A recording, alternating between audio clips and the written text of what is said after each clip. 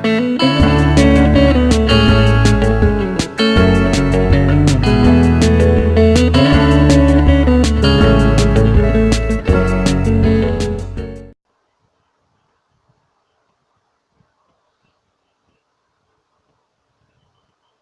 guys, welcome back to the play. It lives beneath.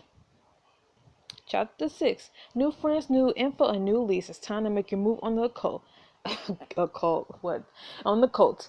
Finally, I doubt everything will go smoothly because you know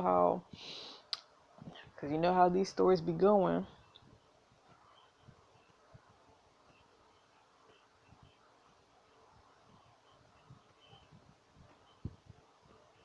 As the sun sets on Westchester, a mysterious figure stands at the mouth of the alley. And it's our old MC. Riley, you made it. Hey Tom, sorry I'm late. I was all being mysterious. Tom and Riley hugged and turned to you. Hi, I'm Tom's new boyfriend. Jasper Riley. Riley Jasper. What's up? I heard a lot about you. Likewise. The two of you shake hands. MC, meet MC. Hey, the others are over at the library. Should we go get them? And no, that's okay. We're going to catch them later tonight. Besides, there's something I want to show you. Something the others don't know about yet. And I might just tell what you're doing wearing pine breaks. When it turns their heads down the alley, you and Tom give one another a puzzled glance to hurry after. You follow Riley out of the town into the woods. Hey, my spidey sense is tingling something fierce back here. Is it okay for us to be out here? Rama stared. Yeah, that doesn't really answer my question. Riley glanced over one shoulder and winks, walking fast, so you quicken your pace to match, following in step side by side. Hey Riley, who are we meeting? What's your story? What's with the hood? Well, he's trying to be mysterious. I mean, we already know his story, so who we meeting? Let's just say an old friend. Is it going to be Noah? You know, as Mr. Red. It's going to be awkward. I don't speak cryptic riddle. Can you translate for me?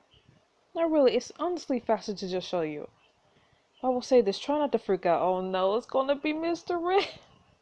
That's not comforting. Riley turns to past your shoulder. Why are you doing this to me? Relax, you'll survive, probably. But you... At the edge of a clearing, Riley suddenly stops. Okay, it's just up ahead. He's leading me to my death. You're not coming with us? You should see this on your own, but I'll be right here. I hate you. You and Tom give each other a nod to continue on. Clearance quiet and surprised the coat. Tom's shoulders glancing around. So now what? Maybe we should... Before you can finish your sentence, a strange sound begins to rise all around you, a chorus of whispering voices. Do you hear that? The wind house rises into a cyclone that whips around the clearing. Do you feel that? Crows explode from the treetops, screaming off into the night. What's going on? A twig snaps somewhere close by. Oh no! At the edge of the clearing, the shadows begin to move, spilling across the ground, bleeding upwards into a shape that's taller than... And I'm gonna see you, man! Ah! Oh!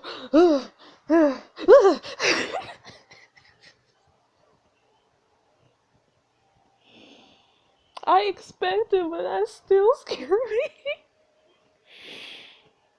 Why are you doing this to me?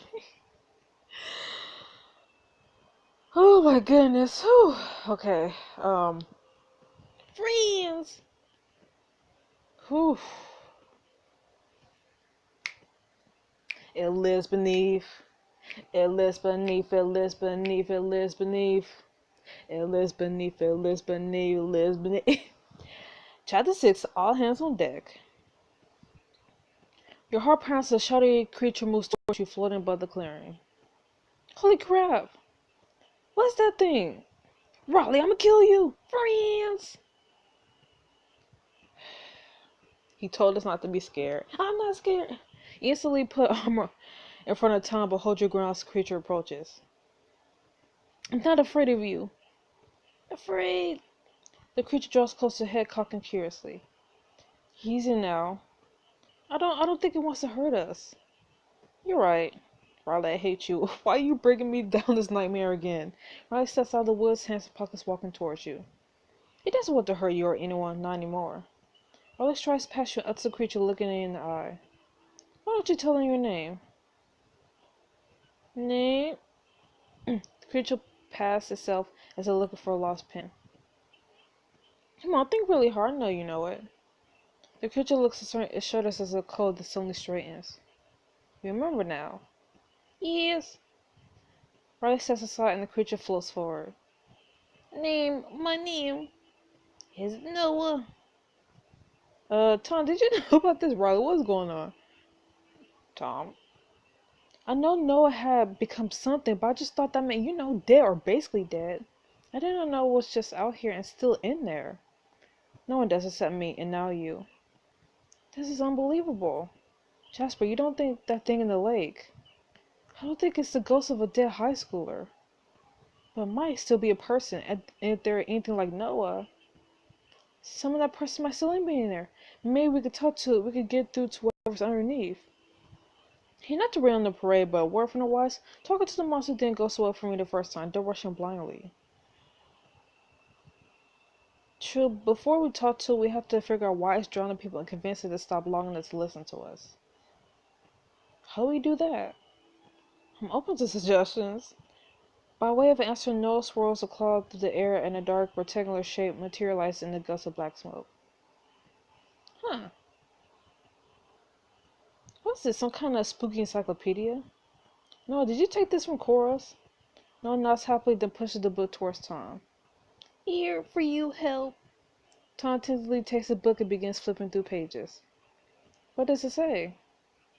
I have no idea. Half of this seems like it's written in code, and the other half looks like poetry or maybe recipes. I don't know many recipes that involve phases of the moon. Okay, you know what? I'm just going to say this looks like spells. A crowd calls somewhere nearby. Tom shivers with a sudden chill. He starts to close the book. Now that I think about it, I don't know how much I want to mess with something like that. Take the Otome, you gain a powerful spell that will help in battles to come. What the heck? I am no wizard. Actually, I am a wizard. Harry Potter. We better not. No retracts the book momentarily sad. No. Sorry, we got enough weird stuff to deal with as is. No shrugs and the book disappears in a puff of black smoke. It's like, you're lost.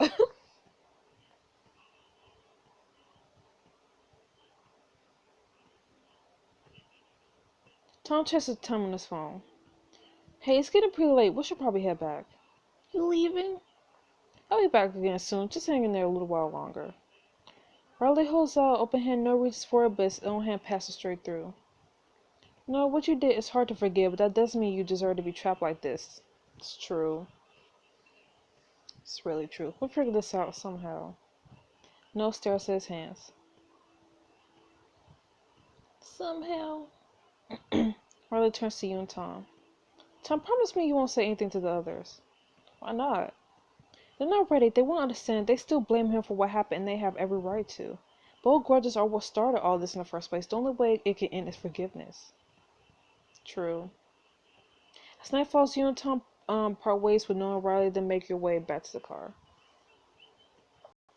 It's an hour before curfew by the time you make it back to Pine Springs. Man, I don't know about you, but I'm white out. Today was heavy. Yeah, I could use a good night's rest, or 12, maybe 20. You stretch in the passenger seat as Tom pulls up to a red light, drumming the steering wheel in time with the radio. Somebody's in a good mood. You know what? I am. I've been bashing my head against a brick wall for months. I was starting to think I was just on the wild goose chase. But now we know what we're up against, and it finally feels like we're making some progress. You start to answer him when your cell phone buzzes. Oh, hang on. Danny's texting me. What's up, girl? Hey, are you and Tom back in town yet? Yeah, I just got back. Did you miss me? F you. What's up? Parker and I found something while you were away. Yeah. We're pretty sure we have a lead on Nicole. Nice. We're down at Hank's Wharf. You should come join us. On our way. Hey, do you know where Hank's Wharf is? Danny and Parker wants to meet them there. Aye, aye, Captain. You and Tom make your way across town and head to a crowded sports bar. Wow, so much for curfew's packed in here. It's a small town, but this is the only sports bar, and the Gators are playing Houston tonight. We're lucky there are seats. Come on, I see Danny over there. Make your way across the room. You and Tom slide into a booth opposite Parker and Danny. What's up? Here they are. Oh, hey, how was your trip? It It was a long story. We'll fill you in later.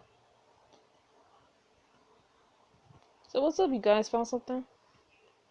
Yeah, Danny and I did some digging while you were gone, and I think we have an angle on the owner of Tom's mysterious yacht. Oh, seriously? What did you find? A ship down at Pier 17 that matches the one you described. Did you tell someone to search the ship? I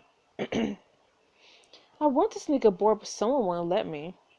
Someone is a cop. Someone is a square. So what did you do?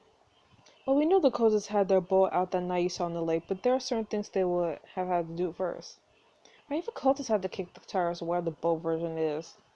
Which means one of them would have had to visit that pier earlier in the day. Hey, smart thinking. Thanks. Anyway, I talked to my buddy who works security at the marina and persuaded him to let us look at the camera footage. It's called bribery, Parker. You did bribery. Own it. Shh, keep your voice down. Do you want me to get fired? So did you find any footage from that night? No, half those cameras are older than I am. They're useless in the dark. Well, we did put together a list of suspects from people who passed the Pier 17 guard station on the day Tom saw the yacht. And now we're whittled down to 3, and they all just so happen to be here tonight. Why here? Is this like a secret cult hangout? I don't know about that, but it's definitely a hotspot for dudes who own boats and posters. Okay, so who are suspects? Parker Nels pointed out a handful of individuals throughout the bar. Oh, okay. How about you, suspect number 1? Tell me about that grumpy over there. That's Bill Barnes. He works down at the Marine scrubbing boats and other odd jobs. Is he as mean as he looks? No way, I know Bill. We run into each other at the Berg all the time. He's super nice. Yeah, but working at the Marine puts him in a pretty good position to keep a secret murder yacht on the down low. If I had to take a guess, I'd say he's our guy. Interesting. We take another look around. Okay, what about suspect number 3? Who's this one? Oh, Par, don't get me started on him. That's Richard Sutcliffe. Sounds like you're not a fan. He's a creep. One of those guys who's rich, but not that rich. So he's all slimy and insecure about it. Also, I'm pretty sure he's got a thing for me. He always comes into the coffee shop getting way too chatty in line. I have heard Richard throw some pretty strange parties at that mansion of his.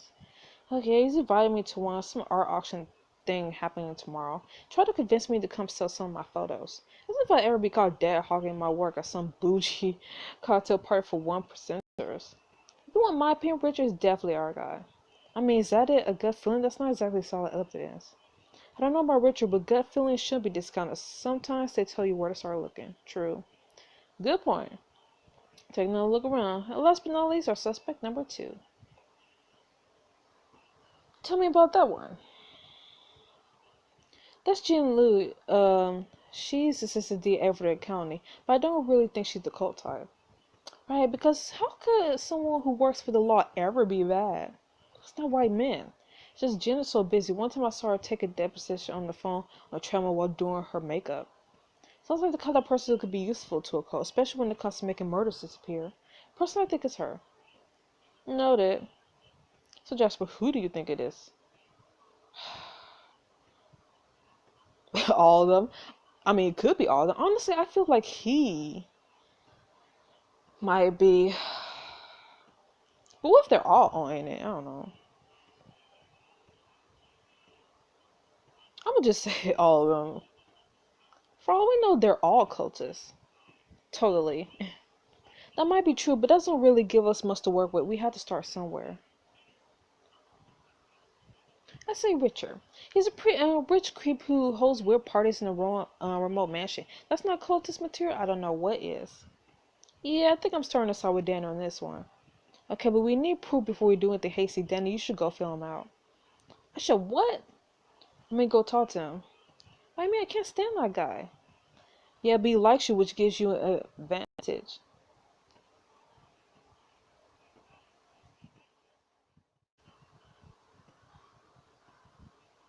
True, and I do enjoy knocking rich jerks down a peg. No, I'm talking to that creep alone though. Jasper, could come be my backup. Of course. Great. Let's hit the bar and get some drinks first. Good, it'll help you blend in. Yeah, that too. You and Danny head to the bar and order drinks. As you wait, Danny rummages in her purse, mumbling grumpily to herself. Is that Richard guy really that bad? He's worse. If you look at the word schmarmy in the dictionary, his picture's in there, and it talks, and it won't show up about Bitcoin. Sounds like we're really gonna need these then. You lean against the bar to wait for your drinks, especially something gleaming from among the cocktail shakers and olive jars. Ooh. That doesn't look like it belongs here. Glance around, no one seems to be looking your way. I bet I could reach over and grab it. Nope. I better not. Then it glances up as your drinks come. Did you say something? Oh, no, then let's go talk to Richard. Then it grimaces as she spots something over your shoulder. Too late, he's coming this way. A tall, thin man slides up alongside Danny, flashing a toothy grin. Hey, look who it is. Hi, Richard. Hey, Daniel, take a double shot espresso with no foam, please. Yeah, that is a joke because I'm a barista sometimes. You got me. Oh, don't be like that. I'm just kidding. It's great to see you. Richard's voice sounds oddly familiar. You try to place it as he returns to you. Hi there. Have we met Richard Sutcliffe? I'm Jasper. Danny was just telling me about you. Oh, yeah, all good things, I hope. Didn't they say you have an auction coming up? You're a rich jerk. You have an auction coming up? Well, that's no big deal. It's just a small gathering with a few friends to enjoy some fine art. Clothing optional. Okay. Beside you, Danny nearly chokes on her drink. I'm kidding, or am I? You all share a laugh that feels extremely forced, especially in Danny's case. No, but seriously, let me buy you a drink. Bartender 3 over here. That's okay, we just got drinks. Well then, I'll just have to stick around till you finish them, won't I? Great. So what brings you two out tonight? Are we basketball? uh, We're celebrating! I don't know what we're celebrating though. Oh really, what's the occasion? I just got out of college. 4 years. 4 years of what, marriage?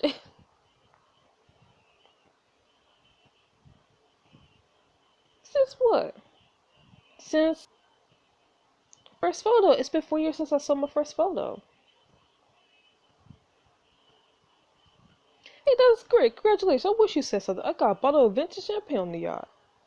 You and Danny lock eyes for a split second. Cool, you got a yacht. What's it called? We'd love to see it sometime. Richard hesitates, taken aback. Oh, I actually, it's not that. That's what I meant to say was, hey, here, come to drinks. On cue, the bartender brings 2 drinks, so Richard turns, brushing his hair back, and you spot a dark purple bruise on his temple. Is that? Hey, bartender, I ordered 3 drinks. This is only 2. I'm sorry, Mr. Sutcliffe, but I have to cut you out. I don't feel comfortable serving a 4th martini to someone with a head injury. Ooh. What's the injury for, Richard? What's this? Nothing. I told you I bumped into a window. Your heart jumps to your chest, and Richard argues with the bartender. You pull Danny aside, frantically whispering. Come here. Well, what is it? I just remember why Richard seems so familiar. He's one of the cultists who attacked me at Ned's house. What? How do you know that? Because I kicked him. I also recognize his voice, but that bruise. I gave it to him when I kicked him in the head. Danny's surprise twists into fury. Oh yeah, well let's kick him a few more times just to be sure. Danny starts to move towards Richard, but you step in front of her. Hold up, we can't just deck him in a bar. Give me one good reason. I'll give you 3. 1, he's our only lead on the cult. 2, we now know for sure that he is a lead. And 3, he hasn't recognized me yet, which means we have the upper hand. So what do you suggest? We should jump him in the parking lot, get him to yes. If he's part of the cult, it's a perfect chance to sneak around his house and look for evidence. Okay, but counterpoint, I'd rather pull my own teeth. Well, too bad. Do you have a better idea? Danny sighs. No, you're right. It's a good plan that I hate, but if it means taking a smarmy bastard down, I'm in. That's the spirit. When you turn back to Richard, he's grumbling to himself. Unbelievable, I should sue this place. Danny clears her throat. So, Richard, I might have a small favor to ask. Richard perks up. Oh, what can I do for you, Danny? I was just wondering, what are the chances of me getting some work into the auction after all? Well, it's a little last minute, but what the hell? It's my party. We could find room for one more. Great, can I bring a few guests? It depends who they are. What do you mean? Well, just that this is a pretty upscale event. The guests need to meet a certain standard. Standard? Well, I mean, obviously we make exceptions for the artists. After all, we do need a little of that boho rebel hipster thing. But that's why I like your work so much. It really straddles the line, dangerous but safe, edgy but boring. Tell you what, it's how you Danny sees. Wow, who do you think you are? You're so right, Richard. You're so right, Dick.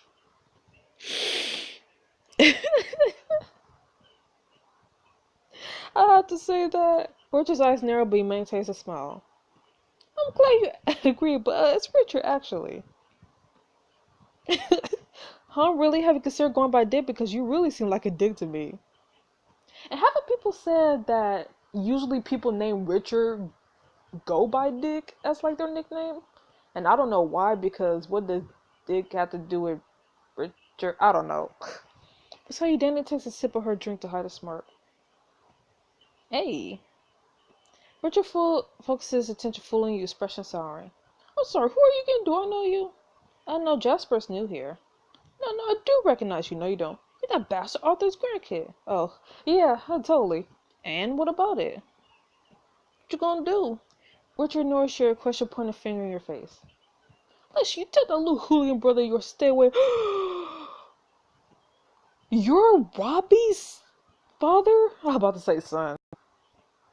Yo, wait, you're Robbie's dad? What do you have against my brother? What do you have against my brother? I don't care what kind of lifestyle he gets up in his own time. Just leave Robbie out of it. Lifestyle? And what is that supposed to mean? Richard scoffs and turns to leave. Richard, wait, what about the auction? You're invited. As for your guests? Richard shoots you a contemptuous glare. Tickets are sold out.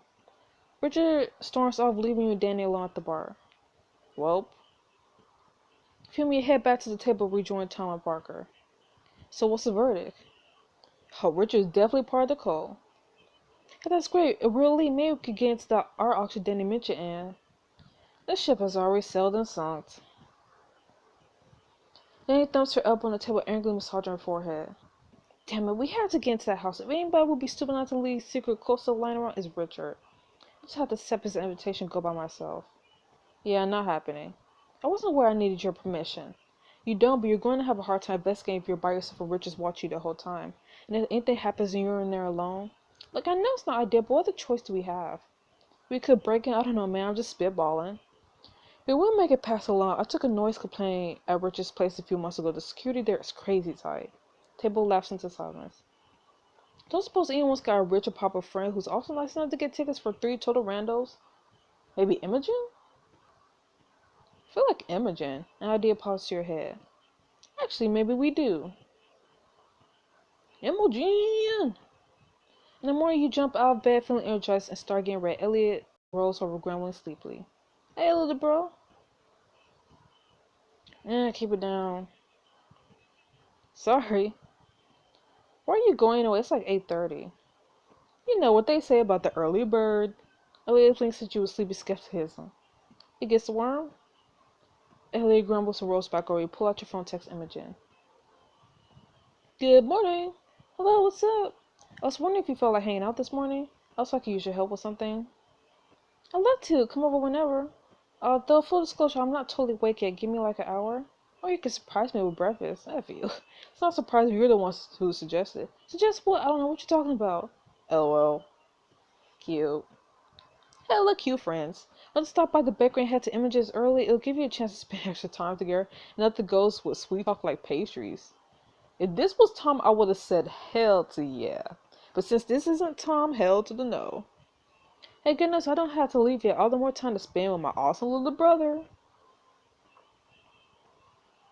You leap into Ellie's bed and bounce off the mattress. He groans. You're the worst. Leave me alone. I want to sleep. I'll get sleep when it's such a beautiful sunny day outside. Me.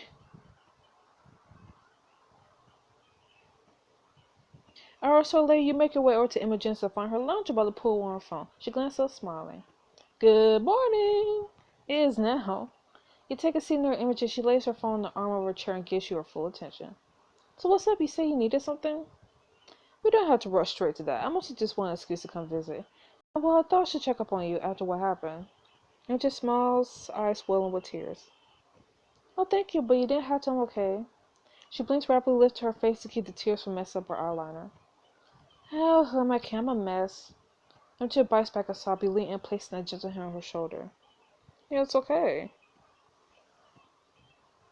I'm sorry, Kyle was my best friend ever since we were kids, and now he's... Voice crash, she breathes out slowly until her voice steadies. I just don't understand, how could someone be alive and happy 1 second and then gone?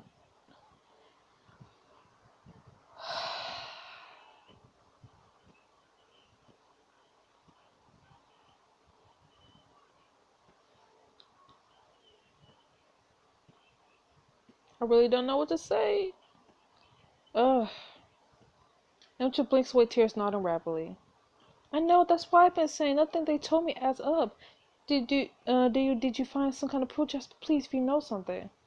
Take a deep breath. Listen, there's something I haven't told you about me. I know how you're feeling right now because I lost someone too recently. What do you mean? My parents, they died just a few weeks ago. Violently. Imogen lets out soft gas, raising her hand to her lips. Oh God, Jasper, that's awful. I'm so sorry. Thank you, but the thing is, I think Kyle and my parents' deaths are connected. You do? How? Why? Let's just call it a hunch for now and leave it at that. If there's anything I could do to help. Yes, actually, do you know a guy named Richard Sutcliffe? A little. I think my dad's in the Arts and Culture Council with him. Why? Well, there's this party at his mansion tonight. I was hoping you could help me and some friends get invites. Please, with the cherry on top. Hypothetically, I probably could. But I'm just face falls. I'm sorry, Jasper, I don't think I can. My parents are going to be there tonight, and well, they're not your biggest fans. Your parents, what do they have against me? You always do what they tell you. Um,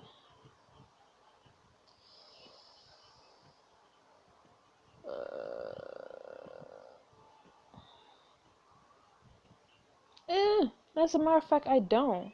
They actually said they don't want me talking to you at all, but I've chosen to ignore that because you're my friend. I'm not stupid. I know you've been keeping things from me. Please, Jasper, just tell me the truth, the whole truth. What's going on? You push your teeth aside and look Imogen dead in the eyes. Okay, it's kind of a long story, and parts of this are going to sound really unbelievable, but just hear me out. Tell her the whole story, the drownings, the monsters, what happened at Nest, the trip to Westchester, everything.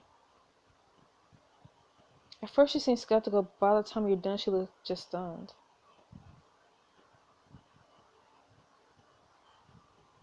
Wow, this is a lot to take in. I know if I hadn't seen it all in my own eyes, I wouldn't believe it either. No, Jasper, I do believe you. Wait, really?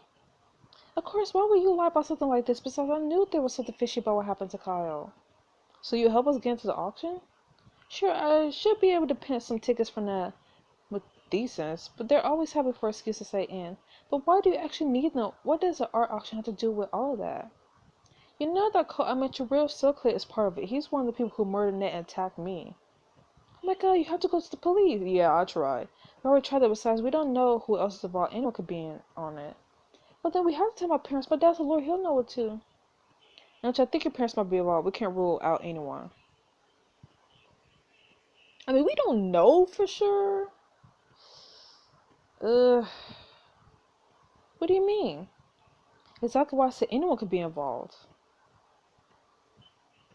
Anyone like the police? Maybe. What about Parker or Tom or Danny? Well, I don't think. But you said it could be anyone, right?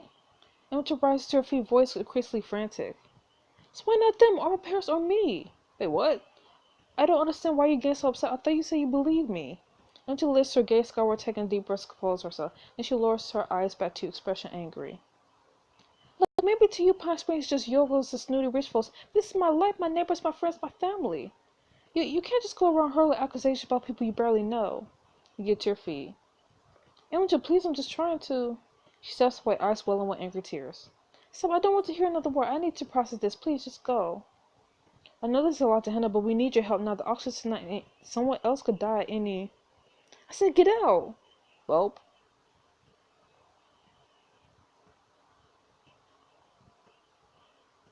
Imogen threw herself around the side of the house, following the dirt path to the woods. She trailed after her, pleading.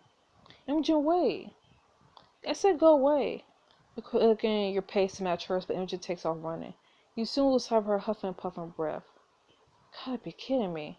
Damn Imogen, her stupid long legs, like chase a gazelle. Make your way down a rocky incline, battling aside tree branches, spider webs. You call out, "I'm sorry. I didn't mean to upset you. Can we just talk?" Your own voice echoes out and back, and then that's when you realize, no birds. Wait, what? Somewhere nearby, a brown snaps loudly. Get moving. You start walking. Everything's fine. Everything's fine. The sun disappears behind the clouds. A light drizzle begins to fall. You walk faster. Everything's fine. Everything's fine. Another branch snaps. You hear a snarling growl. No! Screw this! Take off running. Crashing sounds pursue you through the underbrush. Sharp hammers in your chest. Violent memories flash before your eyes. No, no, no! Oh shit! Stay back!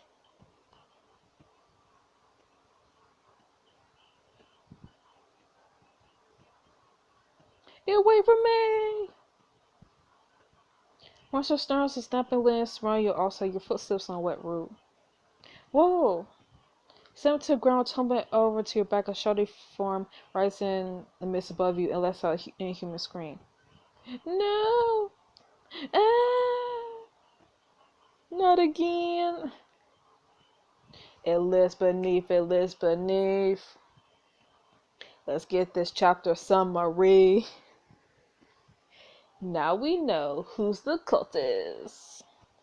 Everybody's gonna be involved. It lives beneath. It lives beneath. Now